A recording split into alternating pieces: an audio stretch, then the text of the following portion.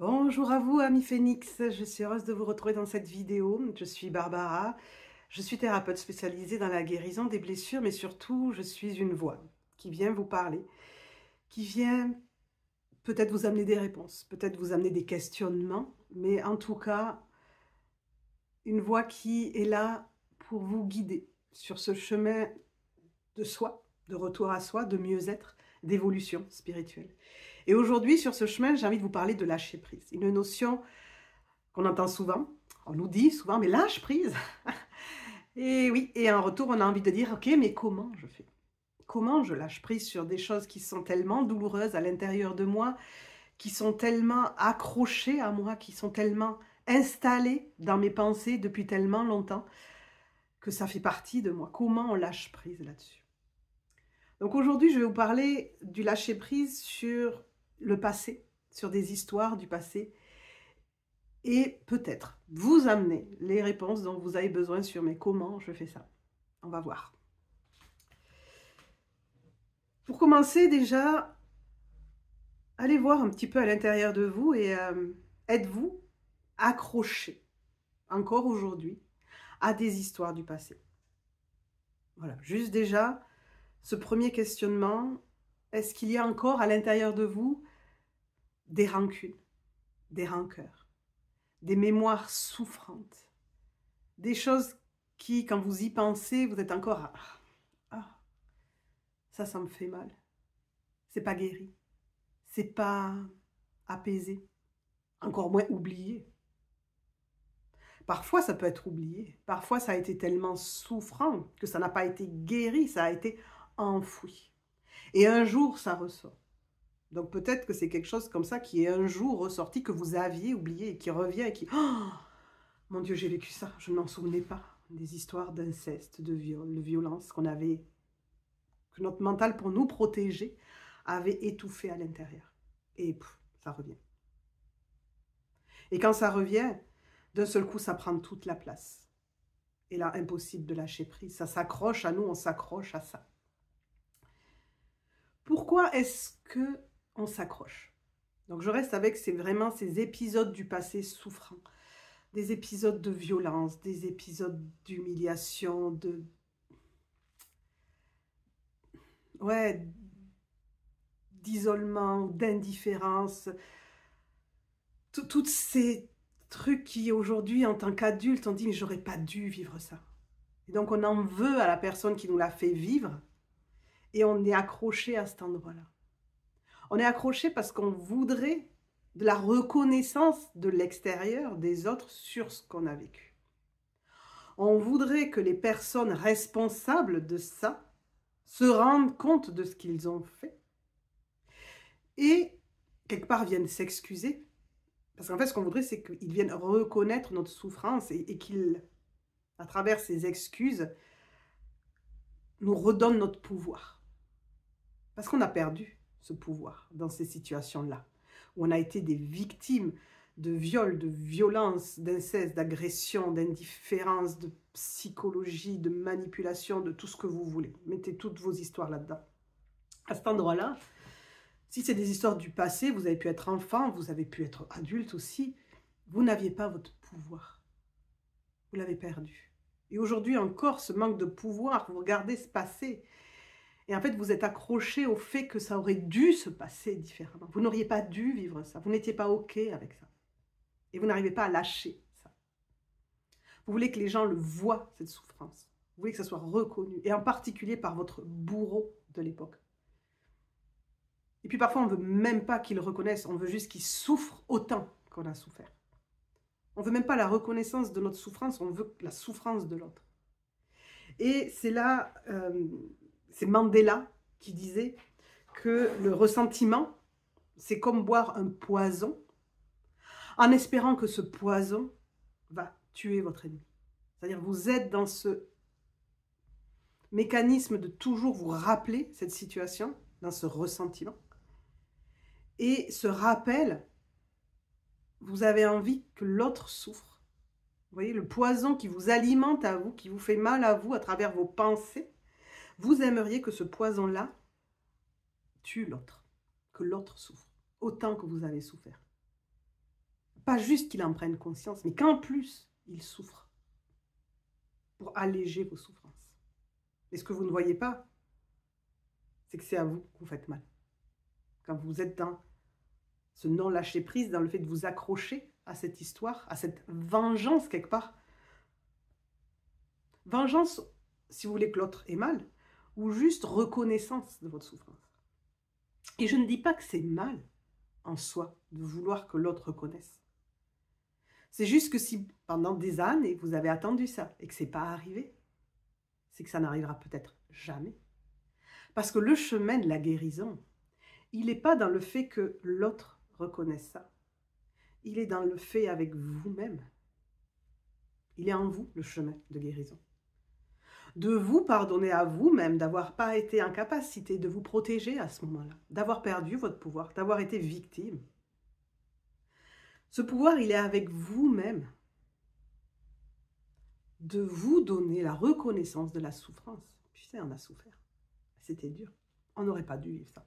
On ne méritait pas ça. Mais on l'a vécu. Cette reconnaissance avec vous-même, cette acceptation que vous l'avez vécu et que vous ne saviez pas comment en sortir à ce moment-là. Peut-être vous avez essayé de dénoncer, peut-être que vous étiez battu, vous avez essayé de le dire. Et c'est vous qu'on n'a pas cru, qu'on a écarté.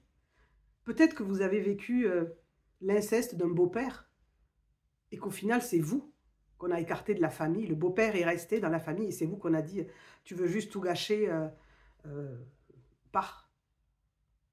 Va vivre chez les grands-parents, va vivre ailleurs, pars. » Peut-être que vous avez essayé de reprendre votre puissance et vous n'avez pas réussi.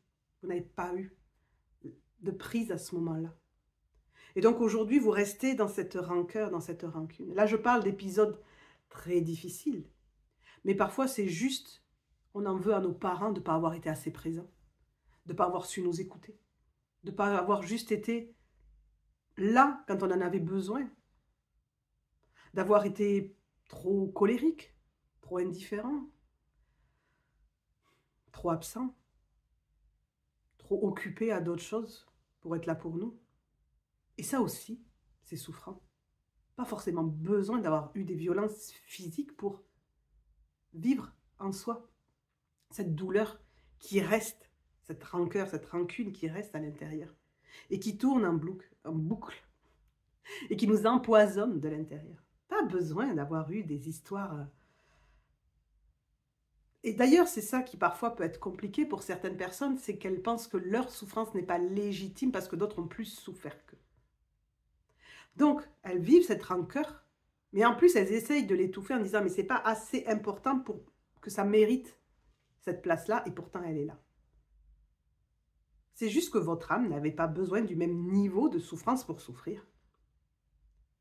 Il y a des âmes qui étaient très endurantes, dures à la souffrance, et qui donc ont eu besoin d'avoir des parcours très douloureux, avec de la violence physique, avec des abus, pour vraiment sentir cette souffrance, parce que juste un peu d'indifférence, ça ne les aurait pas affectés. Alors que d'autres âmes n'avaient pas besoin d'énormément de violence physique pour connecter à cette souffrance intérieure de ne pas être aimé comme on nous voudrait être aimé. Et donc d'en vouloir à nos parents. Une des premières étapes de guérison, c'est de reconnaître que vous en avez voulu à vos parents, à vos proches. De ne pas vous avoir aimé comme vous l'auriez aimé. Le but, ce n'est pas d'aller leur dire. Ce n'est pas forcément d'aller chercher cette reconnaissance qui vous dise « oui, je t'ai mal aimé ». Non. C'est en vous. De reconnaître en vous. Le lâcher-prise, il commence par là. De reconnaître en vous, mais ouais. Je sens que je n'ai pas été aimée à la hauteur de ce que j'espérais, de ce que j'attendais, de ce que je voulais. Ok. Est-ce que je peux refaire le passé? La clé, elle est là. Est-ce que je reste accrochée à l'espoir que le passé soit différent?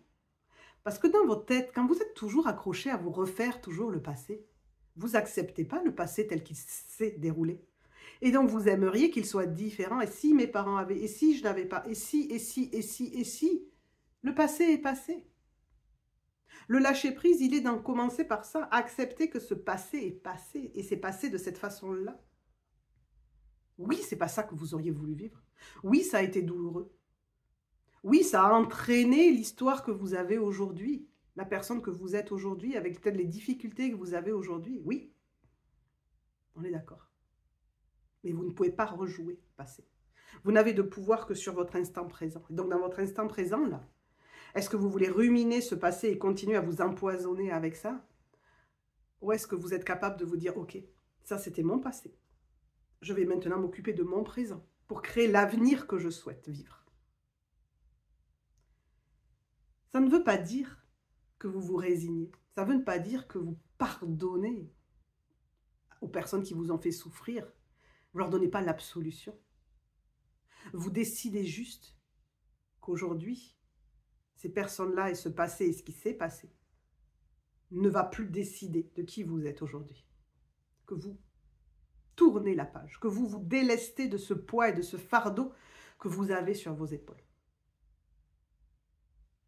Vous arrêtez de donner ce pouvoir à ce passé et à ces personnes-là qui vous ont fait souffrir. Vous dites, ok, mon âme avait peut-être besoin juste de vivre ça pour aujourd'hui pouvoir devenir la personne que je dois devenir. Et donc, quelque part, de dire gratitude. Merci à ces âmes qui se sont incarnées en tant que mes parents ou d'autres proches qui ont peut-être été mes bourreaux. Merci à ces âmes-là d'avoir quelque part signé ce contrat avec moi, de me faire vivre ça, parce que c'est ce que mon âme avait décidé. Ce que je vous partage là n'est pas forcément facile à entendre, mais c'est ce qu'on appelle la responsabilité. Nous sommes responsables de nos vies, dans le sens où nous sommes créateurs de nos vies.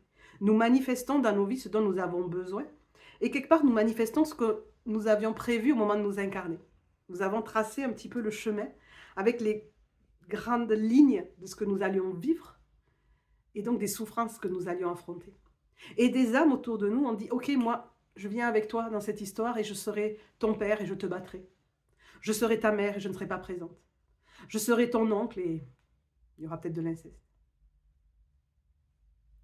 Ces âmes-là, elles ont accepté le deal d'être ce bourreau pour vous. Donc le but n'est pas de pardonner dans la matière. Le but est d'avoir de la gratitude pour l'expérience que vous avez vécue et de dire, ok, maintenant j'ai vécu ça. Qu'est-ce que j'en fais? Le lâcher-prise, il est à cet endroit-là. Ce que j'ai vécu est passé. Qu'est-ce que j'en fais? Comment je m'en sers pour transformer ma vie et pour devenir aujourd'hui la personne que je veux être et non pas la personne que ces expériences-là m'ont amené à être.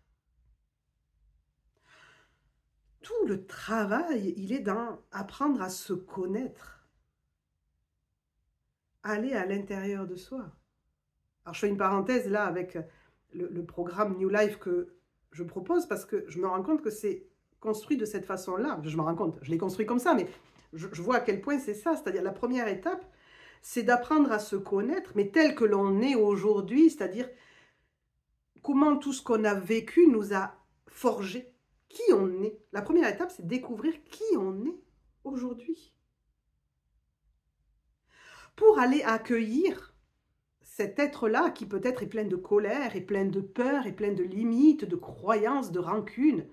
Waouh, je suis cet être-là, ok. Donc aller accueillir toutes ces parts-là souffrantes à l'intérieur de soi, qui sont en colère, qui veulent de la reconnaissance, qui veulent se venger. On ne veut pas les étouffer, on ne veut pas les faire taire, on veut les accueillir. Pour pouvoir, une fois qu'elles sont apaisées par l'accueil que nous-mêmes, on se donne à nous-mêmes, pour pouvoir aller voir derrière, ok, et bien maintenant, qui je veux être? Qui je veux être? Une fois que j'ai apaisé tout ça. Et pouvoir ainsi construire son futur en allant vers ses besoins véritables. Moi, j'étais quelqu'un qui était énormément en colère. Je n'ai pas vécu un passé difficile au niveau de la souffrance, de la violence et tout ça. Mais malgré tout, j'étais quelqu'un qui était en colère. J'en voulais à la terre entière, les humains. Hein. Non, j'aimais pas les humains. Mais parce que je ne m'aimais pas moi-même.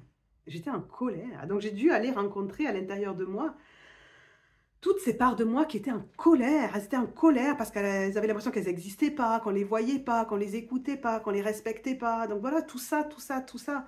Et donc tout ça, il a fallu que je m'en occupe, que j'en prenne soin, que je pose des actions pour me respecter moi. Pour peut-être donner aux autres ce que je voulais qu'on me donne, d'arrêter d'attendre que les autres et d'en vouloir aux autres de ne pas me le donner, de m'en occuper. Et une fois que tout ça a été apaisé, mais maintenant, mais même avant ça, maintenant c'est ok, maintenant qu'est-ce que je veux pour moi, qu'est-ce que je veux vivre? Non pas qu'est-ce que je veux faire ou qu'est-ce que je veux avoir, mais qui je veux être.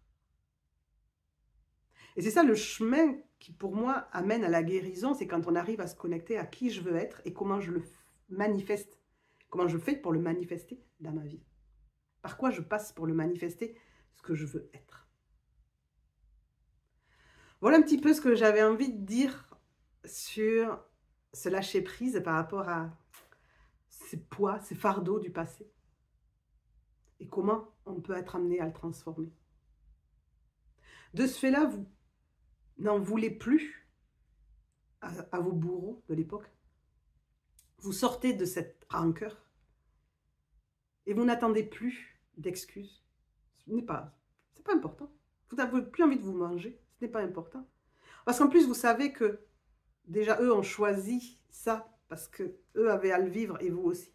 Donc peut-être que déjà, à l'intérieur d'eux, ils sont eux-mêmes dans leur propre fardeau d'avoir fait ça. Vous n'en savez rien, vous n'êtes pas à l'intérieur d'eux.